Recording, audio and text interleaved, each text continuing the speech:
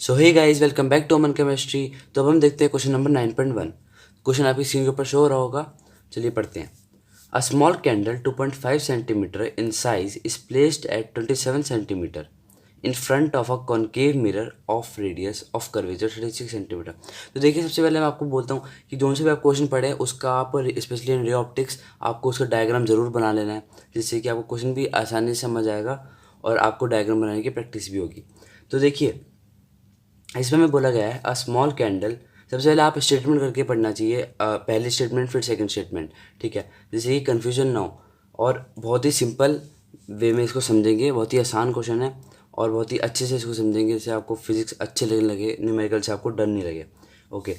A small candle 2.5 centimetre in size, 2.5 centimetre की एक size की कैंडल है, इस placed at 27 centimetre in front of concave mirror. तो देखिए, सबसे पहले कॉनकेव मिरर हम बनाते हैं।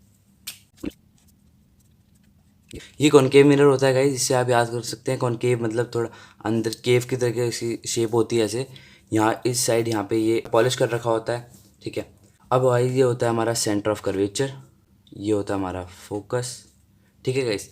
अब देखिए, हमने डायग्राम बना लिया। अब इसका क्वेश्चन का जो इनपुट है, जो भी इन्होंने दिया है, उसको हम डायग्राम में इनपुट करेंगे। तो देखिए, हमसे कहा गया है 2.5 सेंटीमीटर की एक कैंडल है जो कि 27 सेंटीमीटर रखी गई है कॉनकेव मिरर के सामने, जिसका कर्वेचर है 36 सेंटीमीटर। तो कर्वेचर हमें देखिए, कर्वेचर यहाँ से लेके यहाँ तक की लेंथ होती है, ठीक है ना, 36 सेंटीमीटर, ठीक है। अच्छा, अब देखिए 36 सेंटीमीटर इसकी कर्वेचर तक है और फोकस इसका बीच मिड पॉइंट होता है, तो ये वाली लेंथ इसकी 18 सेंटीमीटर होगी, ठीक है। ये आपको लिख लेनी है, आगे क्वेश्चन में काम आएगी। मैं डायग्राम और ये सब आपके सामने इसलिए कर रहा हूँ ताकि आप क्वेश्चन को देख के समझ पाएँ कि कैसे आपको डायग्राम बनाना है खुद से। क्वेश्चन हमसे वही कह रहा है 27 सेंटीमीटर दूर कैंडल रखी गई है। तो देखिए, 27 सेंटीमीटर दूर सी और एफ के बीच में ही होगी डिस्टेंस। तो यहाँ पे एक कैंडल है हमारी, ठीक है, जो जिसका डिस्टेंस है 27 सेंटीमीटर, ठीक है। 27 सेंटीमीटर हमारा सी और एफ के बीच में ही होगा, इसी में ही लाई करेगा, ठीक है।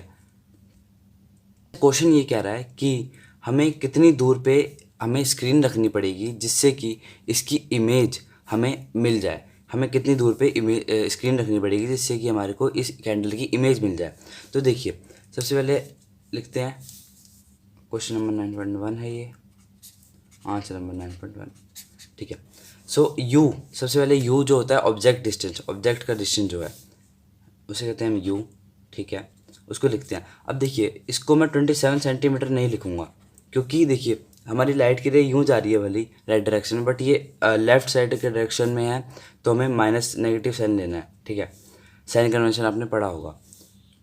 वी हमें देखिए निकालना है, और एफ ये वाली चीज़, फोकल लेंथ इसकी हो गई गाइस 18 सेंटीमीटर। अब देखिए, ये तीनों चीज़ें मैंने इसलिए लिखी क्योंकि मेरे दिमाग में था कि मैं मिरर फॉर्मूला यूज़ करूँगा। मिरर फॉर्मूला आपको पता होगा, mirror formula 1/f equals to 1/v plus 1/u, ठीक है। अब देखिए, अगर मेरे को इसमें v की वैल्यू निकालनी है तो इसमें वैल्यू पुट कर दूंगा। देखिए, करते हैं सॉल्व। 1/18 इक्वल्स टू 1/v हमें निकालना है, प्लस 1/-27 सेंटीमीटर, ठीक है। अब इसको आगे करते हैं, 1/18 इक्वल्स टू 1/v माइनस 1/27, ठीक है, ऊपर आ जाएगा माइनस। अब इसको देखते हैं। देखिए गाइस, मैं यहाँ पे नेगेटिव साइन लगाना भूल गया था, तो ये गलती आप ना करो एग्जाम में, आपको ध्यान रखना है, जैसे मैंने अभी कर दी। माइनस यहाँ पे फोकल लेंथ होगी हमारी -18 सेंटीमीटर, ठीक है। तो अब हमारी माइनस आएगा यहाँ पे, ठीक है। तो हमारी 1/v हो गया इक्वल्स टू 1/27 माइनस 1/18, ठीक है। आगे देखते हैं। अब इसको आगे सॉल्व करते हैं फर्दर। v हमारा हो गया इक्वल्स टू में 27 इंटू 18 अपॉन में 18 माइनस 27। देखिए, ये ऐसे हुआ, इसका हमने एलसीएम ले लिया, 1/v equals to 18 minus 27 upon में 27 इंटू 18। ठीक है, यहाँ से फिर इस पर आ गए हमने वी निकालने के लिए इसको रेसिप्रोकल कर दिया। आगे देखते हैं 27 इंटू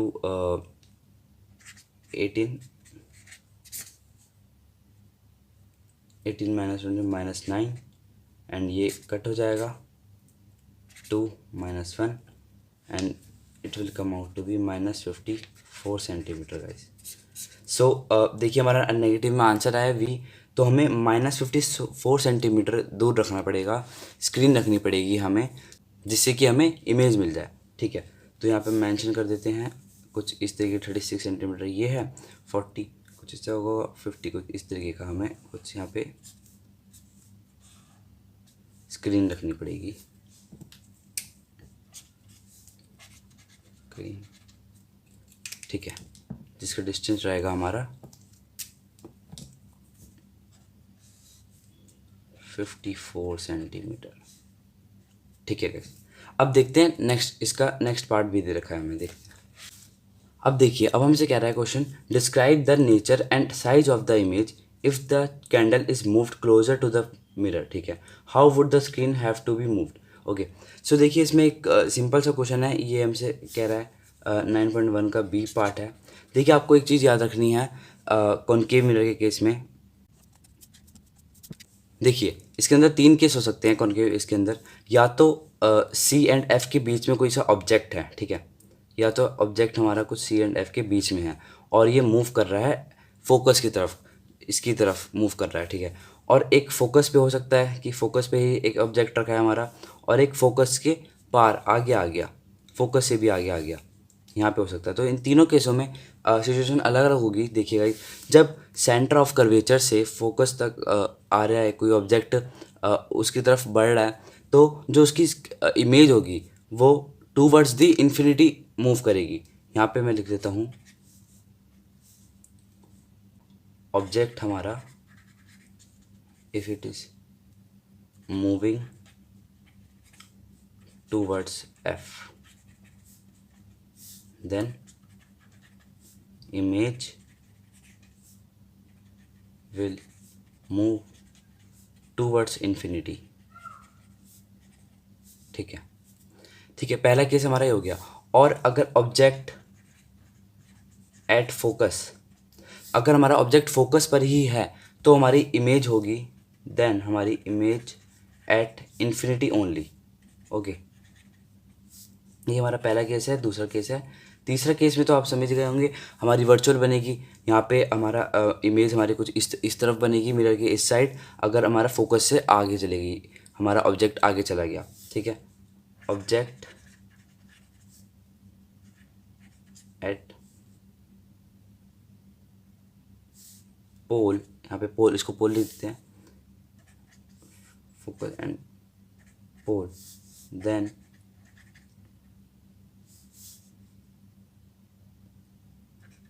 में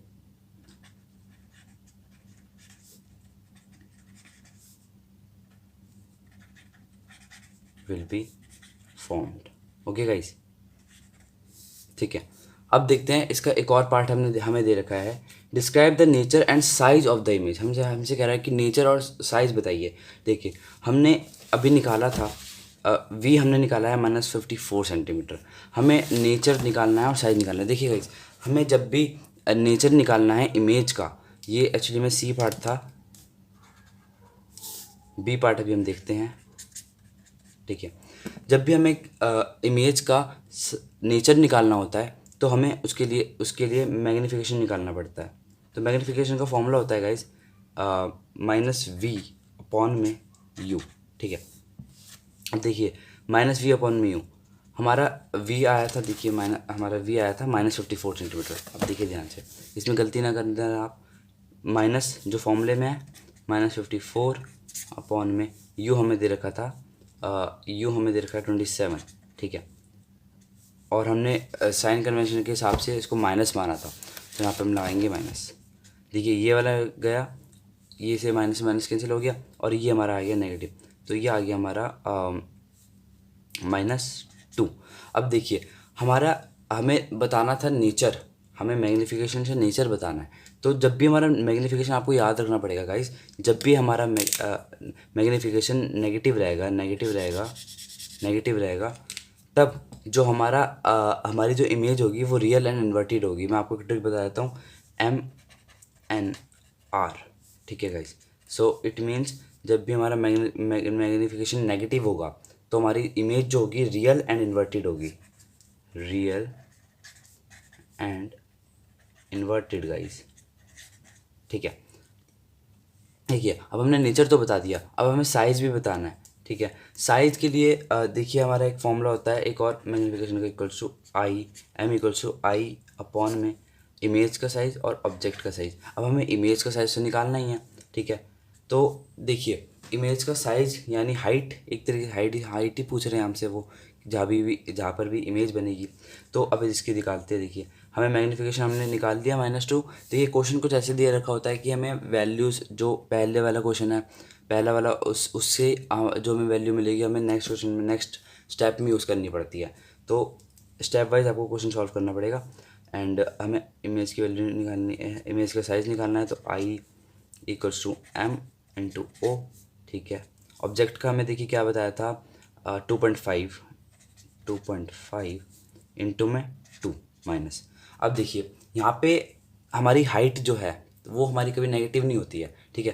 तो हमें नेगेटिव साइन को हमें निगलेक्ट करना पड़ेगा।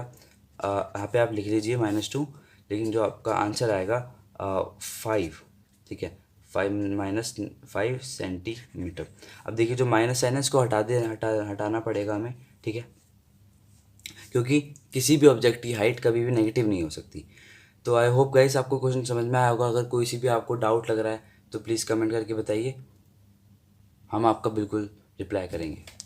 गाइस इस क्वेश्चन में कुछ भी नहीं था, हमें सिंपल सा एक चीज़ बोली गई थी। मैं आपको एक रिकैप देता हूँ। हमें कॉनकेव मिरर दे रखा है, 27 सेंटीमीटर आगे एक कैंडल रखी हुई है, उसके हिसाब से हमने 36, हमने सारी डिटेल लिख ली क्वेश्चन में जो भी हमें दिया है। फिर मिरर फॉर्मूला लगाया है, उसके बाद हमने फिर उसके बाद बी पार्ट ये वाला देखा कि उसका साइज़, ये वाला नेचर है। नेचर का आप याद रखना, जब भी नेगेटिव होती है मैग्नीफिकेशन हमारी तो रियल एंड इन्वर्टेड इमेज होती है, ये वाली बात आपको पता होगी, ठीक है। और ये हमारा निकल गया हमारा इमेज का साइज़, एंड ये हमारा निकल गया कि अगर ऑब्जेक्ट को मूव करेंगे तो हमारी जो इमेज है वो इन्फिनिटी की तरफ मूव होती चली जाएगी, और अगर एक बार फोकस पे पहुंच गई तो फोकस पे पहुंचते ही इमेज जो है इन्फिनिटी पर बन जाएगी, ठीक है। Okay guys, thank you.